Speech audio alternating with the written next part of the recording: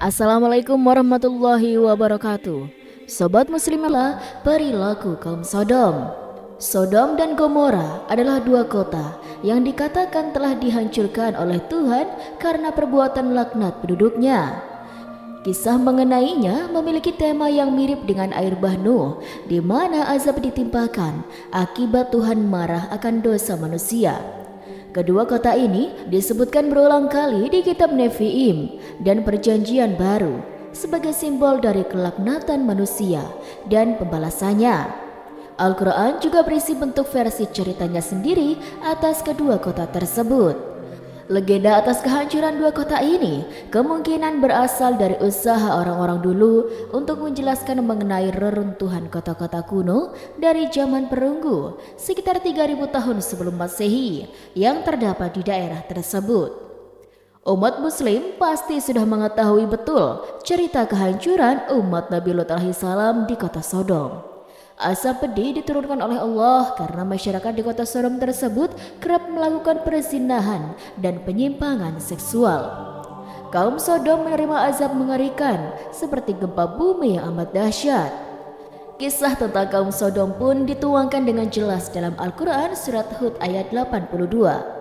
Maka tatkala datang azab kami jadikan negeri kaum Lut itu yang di atas ke bawah kami atau kami balikan, dan kami hujani mereka dengan batu dari tanah yang terbakar dengan bertubi-tubi. Dalam ayat itu juga dijelaskan jika Allah menjungkir balikan kota Sodom hingga luluh lantah tak tersisa. Meskipun kisah tersebut sudah terjadi berpuluh atau ratusan abad, dikisahkan perilaku penyimpangan yang dilakukan kaum Nabi Lut ialah homoseksual atau memuaskan hasrat seksual dengan sesama jenis. Perilaku ini setidaknya disinggung dalam Al-Quran dan salah satunya terdapat pada surat Al-A'raf ayat 80 sampai 81.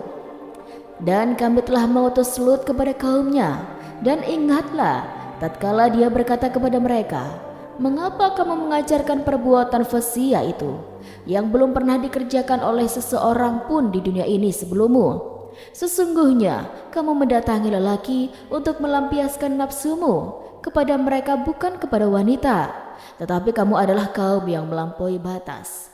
Ali As-Sabuni dalam Safwatut Tafsir menjelaskan bahwa Nabi Lut menanyakan kepada kaumnya dengan menggunakan pertanyaan yang mencela, yakni apakah kalian tega melakukan perbuatan yang nista dan belum pernah dilakukan oleh satu kelompok manusia manapun di muka bumi? Ia menjelaskan bahwa al-fasiyah bermakna segala perbuatan atau perbuatan apa saja yang sangat keji.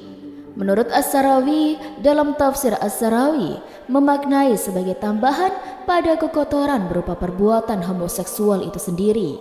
Semisal seorang lelaki dan perempuan yang berzina di luar nikah, maka hal ini merupakan perbuatan kotor, dan bila perbuatan itu dilakukan setelah menikah menjadi halal.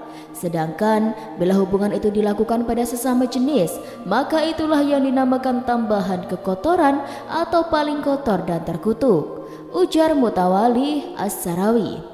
Selanjutnya sobat, yang menjadi pertanyaan besar pada peristiwa kaum Lut ialah dari mana mereka memiliki perilaku tersebut?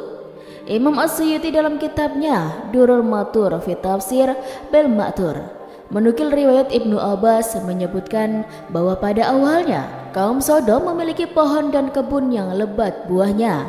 Akan tetapi suatu ketika mereka tertimpa musim paceklik hingga kekurangan pangan. Lalu sebagian mereka berkata bahwa musim paceklik ini disebabkan banyaknya orang asing yang berkunjung ke negeri Sodom. Oleh karenanya, apabila menemui orang asing tersebut, maka kumpulilah dengan cara sodomi. Setelah itu, niscaya mereka tidak akan datang lagi ke negeri ini.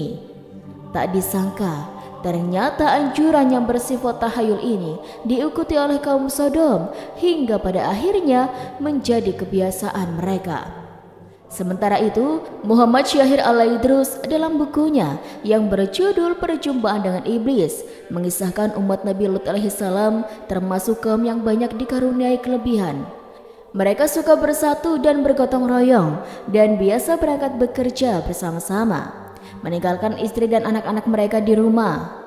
Iblis tidak menyukai hal itu dan banyak upaya yang telah dilakukannya, namun kurang berhasil.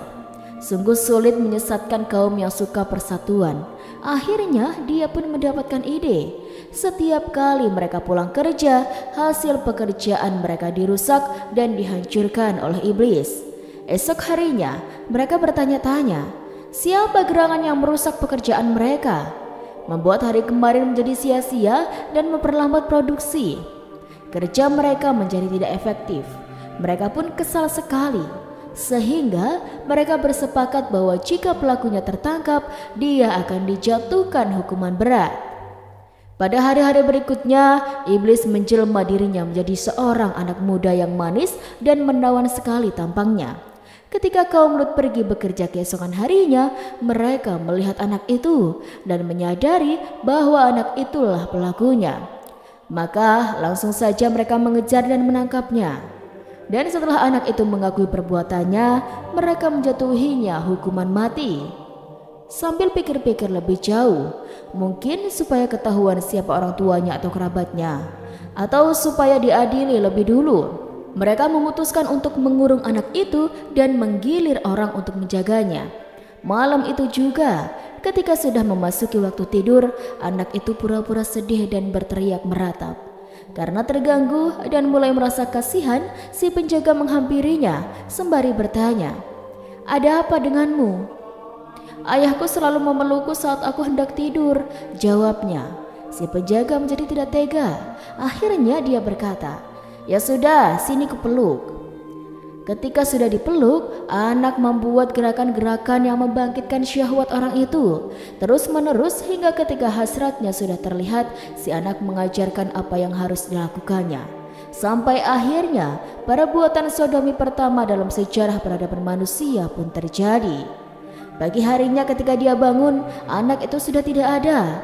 Orang itu pun menceritakan segala sesuatu yang terjadi dengan berapi-api dan mencontohkannya. Teman-temannya menjadi penasaran hingga akhirnya mereka pun saling mencoba melakukannya juga.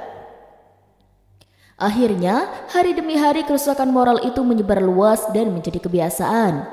Iblis adalah yang pertama mengajarkan, lalu diteruskan oleh orang yang menggaulinya. Tidak puas dengan itu, iblis harus menyelesaikan misinya. Dia sekarang menjelma menjadi seorang wanita dan pergi mempengaruhi kaum wanita sambil mengabarkan, "Sesungguhnya laki-laki kalian sudah saling suka sama suka, kalian sudah tidak membutuhkannya lagi." Iblis lalu mengajarkan hal baru kepada kaum wanita hingga mereka merasa bisa saling mencukupi kebutuhan biologis mereka satu dengan yang lainnya. Ibnu Katsir mengatakan, dari sinilah pada awalnya hubungan seksual yang dilakukan di antara sesama laki-laki disebut dengan sodomi. Nama itu diambil dari sebuah kota, yaitu Sodom. Penduduk kota ini melakukannya secara terbuka dan tanpa malu-malu. Bukan hanya itu sobat, dalam sebuah riwayat dikatakan mereka juga melakukannya dengan paksaan terhadap siapapun yang sedang melintasi kota tersebut. Perbuatan kaum Lut merupakan perilaku yang tercela. Disebutkan bahwa mereka suka menyetubuhi laki-laki dibandingkan menggauli wanita yang sudah dinikahi. Padahal berhubungan dengan wanita yang sah memungkinkan bisa melahirkan keturunan dan meneruskan keberlangsungan hidup manusia. As-Sawari menyampaikan bahwa Allah sudah menciptakan manusia dengan sedemikian rupa dan menjadikan syahwat dalam keadaan normal sehingga bermanfaat dan bernilai positif. Allah pun sudah menciptakan perempuan dengan rahim sebagai alat reproduksi, sehingga selain sebagai penyalur syahwat, juga yang paling utama ialah melanjutkan garis keturunan. Namun bila hasrat ini tidak disalurkan secara semestinya dan di luar kewajaran, maka itu dinamakan melampaui batas. Hamka dalam tafsir Al-Azhar juga berkomentar bahwa laki-laki yang memiliki syahwat untuk bersetubuh dengan sesama laki-laki termasuk ke dalam kategori orang yang abnormal di luar kebiasaan, yaitu kemanusiaannya sudah rusak. Nauzubillahi min zalik sobat, semoga kita semua terhindar dari sifat-sifat yang sedemikian rupa. Inilah sobat kisah yang bisa Rizky sampaikan, semoga kisah ini bermanfaat dan bisa menjadi pembelajaran bagi kita semuanya. Terima kasih sobat sudah menonton video ini sampai akhir, dan jangan lupa saksikan video-video yang lainnya hanya di channel ini. Sekian dari Rizky, wassalamualaikum warahmatullahi wabarakatuh.